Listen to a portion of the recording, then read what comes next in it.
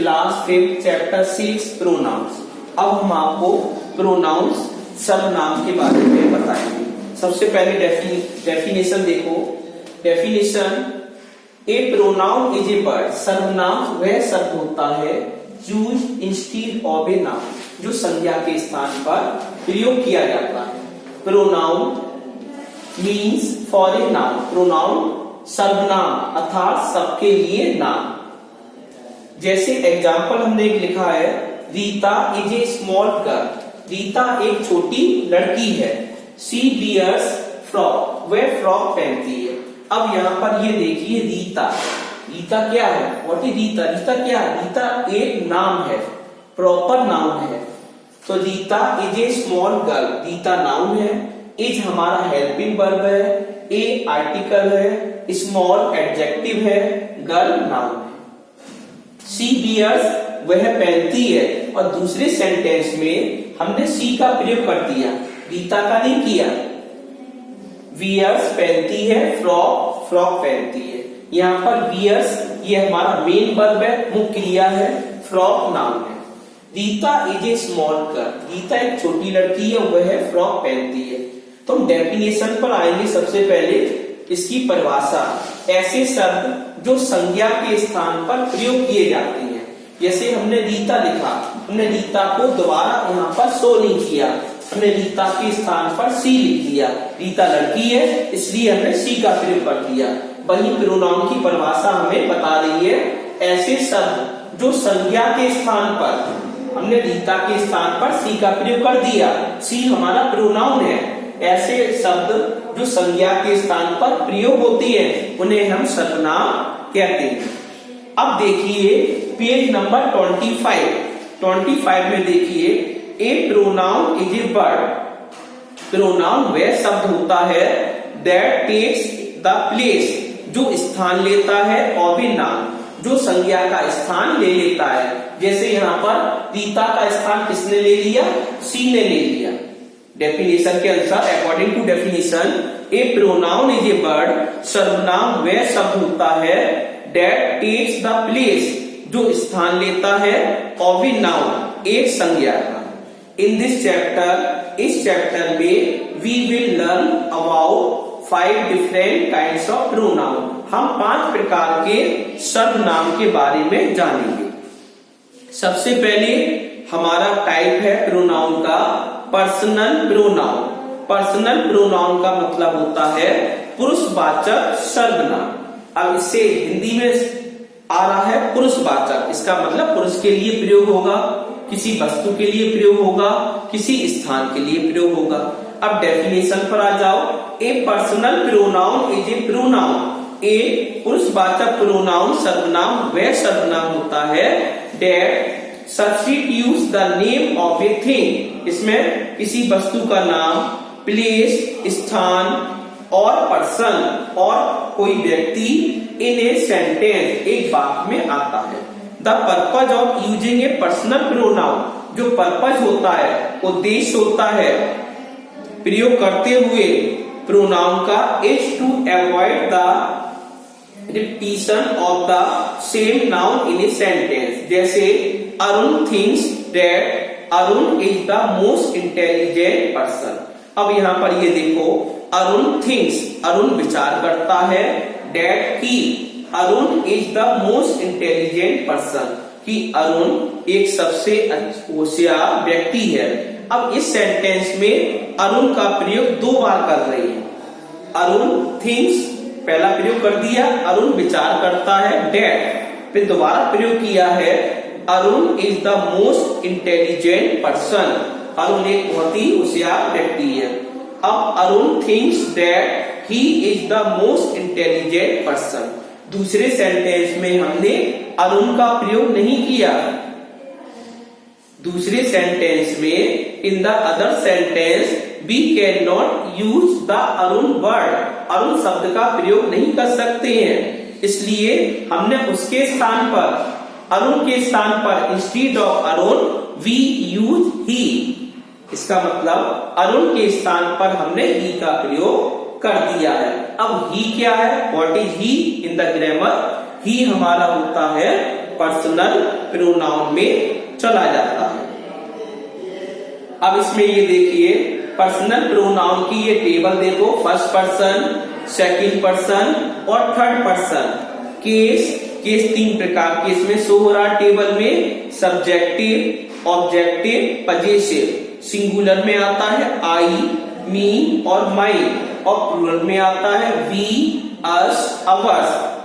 अब second person पर आ जाओ, सिंगुलर में यू, प्लूरल में यू होता है, और सिंगुलर का यू प्लूरल में यू होता है, और सिंगुलर में योर्स और प्लूरल में योर्स।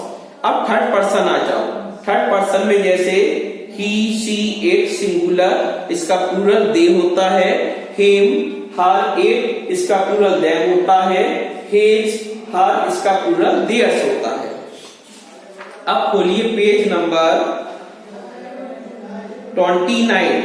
अब 29 में देखिए क्या कह रहा है, रिफ्लेक्सिव प्रोनाउंस। अगला हमारा रिफ्लेक्सिव प्रोनाउन, निजवाचक और दृढ़ता सूचक सर्वनाम। ये कैसा सर्वनाम देखो कैसा होता है ये, a pronoun that refers back to the subject of the sentence और clause is called a reflexive pronoun. इसमें क्या होता है, इस प्रोनाउन में जो वर्ड होता है SELF लास्ट में सिंगुलर में जुड़ जाता है, जैसे myself, yourself, himself, herself, itself. और बहुवचन में ले लो, आवर सेल्फ, योर सेल्फ और themself are reflexive pronoun. ये सारे प्रोनाउन हमारे रिफ्लेक्सिव प्रोनाउन कहे जाते हैं। एग्जाम्पल, आई सा द न्यू टीचर, मैंने एक नया अध्यापक देखा, माई सेल्फ, स्वयं। अब जो आई के साथ हम किसका प्रयोग करते हैं, माई सेल्फ का। जो भी एक्सरसाइज होगी यहाँ पर आई होगा तो हम किसका प्रयोग करेंगे, रिफ्लेक्सिव प्रोनाउन में माई सेल्फ का। सेकेंड, सी हर्ट हर सेल्फ, वह अपने आप चोट पहुंचाती है विद द नाइफ, चाकू के साथ। अब यहाँ पर हर सेल का प्रयोग किया गया, क्यों किया गया है, सी लड़की है, रिफ्लेक्सिव प्रोनाउन का प्रयोग करेंगे अपने लिए, तो सी के साथ अपने के लिए हर सेल का प्रयोग किया जाता है। द टीचर ड्रेस, अध्यापक ड्रेस पहने है, देम सेल्फ। अब the children dress them self, children. अब बच्चे, एक तो बच्चा नहीं है, बच्चे बहुत सारे हैं। अब बहुत सारे के लिए दे का प्रयोग करते हैं, लेकिन यहाँ पर दे का प्रयोग नहीं हो रहा है, चिल्ड्रन का प्रयोग हो रहा है, इसलिए हम दे मान लेते हैं। तो दे के साथ बहुवचन में देम सेल्फ का प्रयोग किया जाता है, जो कि इस सेंटेंस में किया गया है। नेक्स्ट हमारा है open page number 30, demonstrative pronoun. Demonstrative का अर्थ होता है संकेतवाचक या निश्चयवाचक सर्वनाम। यह कैसा सर्वनाम होता है, देखो, demonstrative pronouns indicate the position, यह पोजीशन एक अवस्था को इंडिकेट करता है, ऑफ द ऑब्जेक्ट, जो ऑब्जेक्ट होता है, कर्म होता है, referred to in a sentence, जो एक बात में पाया जाता है, जैसे this, that, these and those are the major example of such pronoun. ये हमारे 4 डेमोन्स्ट्रेटिव प्रोनाउन के एग्जाम्पल्स हैं, जैसे दिस, दैट, दीज और दोज। अब एग्जाम्पल देखो, this is our school library, यह हमारे विद्यालय की पुस्तकालय है। अब दिस का प्रयोग कर रही है तो हमने पहचान लिया दिस हमारा डेमोन्स्ट्रेटिव प्रोनाउन है। Second sentence, these were made by me, these were made, यह बने हैं, बाय मी, मेरे द्वारा, यह मेरे द्वारा बनाए गए हैं। तो यहाँ दीज का प्रयोग हो रहा है, तो दीज हमारा डेमोन्स्ट्रेटिव प्रोनाउन हो गया। That is a beautiful house, वह सुंदर घर है। अब डेट का प्रयोग हो रहा है यहाँ पर, जब डेट का प्रयोग हो रहा है तो हम पहचान लेंगे कि ये हमारा डेमोन्स्ट्रेटिव प्रोनाउन हो जाता है। दोज बिलोंग टू लिंडा, यह लिंडा से संबंधित है। अब यहाँ पर दोज का प्रयोग हो रहा है तो हमने जान लिया कि ये हमारा डेमोन्स्ट्रेटिव प्रोनाउन का प्रयोग किया जा रहा है। अगला प्रोनाउन है रिलेटिव प्रोनाउन, इसका हिंदी अर्थ होता है संबंधवाचक सर्वनाम। इस जो हमारा प्रोनाउन होता है इसमें संबंध बताया जाता है, जैसे डेफिनेशन देखो, ए रिलेटिव प्रोनाउन, एक संबंधवाचक सर्वनाम इज यूज, प्रयोग किया जाता है, टू कनेक्ट ए क्लॉज और फ्रेज, जो हमारे क्लॉज और फ्रेज होते हैं उनको जोड़ने के लिए टू ए नाउन संज्ञा के साथ और प्रोनाउन और सर्वनाम के साथ, जैसे who, whose, that and which are the examples of relative pronoun. Who, whose, that और विच हमारे संबंधवाचक प्रोनाउन होते हैं। जैसे who is use for the people, who का प्रयोग हम कब करते हैं, जब कोई व्यक्ति आता है। एंड ऑन सम ओकेजन, या कोई अवसर होता है। विद अदर लिविंग थिंग्स, किसी भी दूसरी सजीव वस्तुओं के साथ, तब हम हु का प्रयोग कर देते हैं। जैसे एग्जाम्पल देखो, Thomas Edison who was an American inventor was nicknamed wizard of the Menlo Park. अब इस सेंटेंस में देखो, थॉमस एडिसन, थॉमस एडिसन हमारा एक वैज्ञानिक था, सजीव व्यक्ति है, इसलिए हम इसमें हु का प्रयोग कर रहे हैं। Thomas Edison who was an American inventor was nickname, इसका निकनेम था wizard of the Menlo Park. अब विच का प्रयोग हम कब करते हैं सेंटेंस में, which is never use with people, which का प्रयोग व्यक्ति के साथ नहीं किया जाता है। व्हाट दे आर यूज, उसका प्रयोग करते हैं with all other living as well as non living things, मतलब सजीव और निजी वस्तुओं के लिए विच का प्रयोग करते हैं। जैसे the great barrier reef which is the largest coral island. अब आइलैंड द्वीप समूह, अब द्वीप समूह क्या है, एक प्रकार का निर्जीव है, इसलिए हमने यहाँ पर किसका प्रयोग किया है, विच का प्रयोग किया है। The greater barrier reef which is the largest coral island in the world is located in Australia, जो कि ऑस्ट्रेलिया में स्थित है।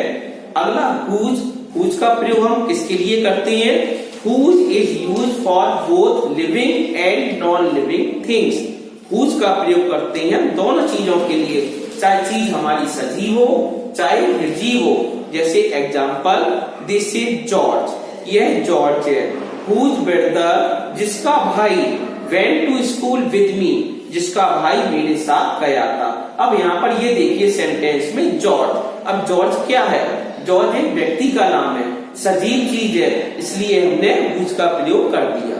अगला प्रोनाउन हमारा है, जो प्रोनाउन हमारा अगला है वो लास्ट प्रोनाउन है इंट्रोगेटिव प्रोनाउन, प्रश्नवाचक सर्वनाम। ये क्या होता है देखो, the pronounce that introduce questions, ऐसे सर्वनाम जिनसे हम प्रश्न पूछते हैं, आर कॉल्ड इंट्रोगेटिव प्रोनाउन, प्रश्नवाचक प्रोनाउन कहलाता है।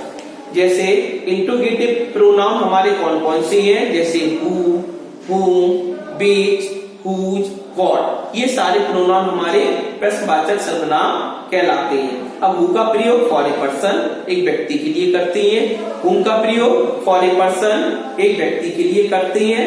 which का प्रयोग both persons and things, both persons व्यक्तियों के लिए भी किया जाता है, वस्तुओं के लिए किया जाता है। और हुज का प्रयोग for both person and thing, दोनों के लिए करते हैं, चाहे व्यक्ति हो चाहे वस्तु हो। और व्हाट का प्रयोग करते हैं फॉर थिंग्स, वस्तुओं के लिए। जैसे हु का प्रयोग व्यक्ति के लिए, जैसे example, who was the first man to reach America, ऐसा कौन सा व्यक्ति था जो अमेरिका पहुंचा। हमने क्वेश्चन कर दिया है, तो हमने किसका क्वेश्चन किया है, हु का प्रयोग करके क्वेश्चन बना दिया है। तो who was the first man, जो भी आंसर आएगा तो व्यक्ति के नाम से आएगा, इसलिए हु का प्रयोग माना गया है। सेकंड, हुम का प्रयोग फॉर ए पर्सन, ये भी व्यक्ति के लिए होता है। जैसे एग्जाम्पल, हुम did he give the key, तुमने चाबी किसे दी है। अब यहाँ हुम का प्रयोग हो रहा है, तो इसका मतलब किसी व्यक्ति को दी होगी, इसलिए जो हमारा क्वेश्चन बन रहा है वो हुम का क्वेश्चन बन रहा है। किसके लिए आया है, पुरुष के लिए आया है। अब विच का देखो, विच का प्रयोग बोथ पर्सन्स एंड थिंग, चाहे व्यक्ति हो चाहे वस्तु हो, दोनों के लिए करते हैं। एग्जाम्पल देखो, which mountaineer was the first to climb Mount Everest, कौन सा जो माउंटेनियर था जो पहले फर्स्ट था, व्यक्ति भी था, क्लाइंब माउंट एवरेस्ट, जो माउंट की चोटी पर चढ़ा था। तो इसमें व्यक्ति का नाम इंडिकेट होगा आंसर में, तो हम विच का प्रयोग कर रहे हैं व्यक्ति के लिए। अब हुज का प्रयोग दोनों के लिए बताया था हमने, पर्सन और वस्तु के लिए। अब एग्जाम्पल में देखो, हुज इज दिस बुक, यह किसकी किताब है। अब आंसर किसी व्यक्ति का नाम आएगा, इसलिए हुज का प्रयोग हो रहा है। व्हाट का प्रयोग फॉर थिंग्स, वस्तुओं के लिए करते हैं, जैसे what are you carrying in your bag, तुम बैग में क्या चीज ले जा रही हो। अब जो बैग में चीजें रखी जाएंगी वो सारी चीजें निर्जीव होंगी, इसलिए यहाँ पर ये बता रहा है व्हाट का प्रयोग वस्तुओं के लिए करते हैं, वस्तु हमारी निर्जीव होती है, इसलिए क्वेश्चन बन गया what are you carrying in your bag, कि बैग में तुम क्या ले जा रहे हो। इस प्रकार हमारा ये चैप्टर क्लास 5th का कंप्लीट हो गया है प्रोनाउन।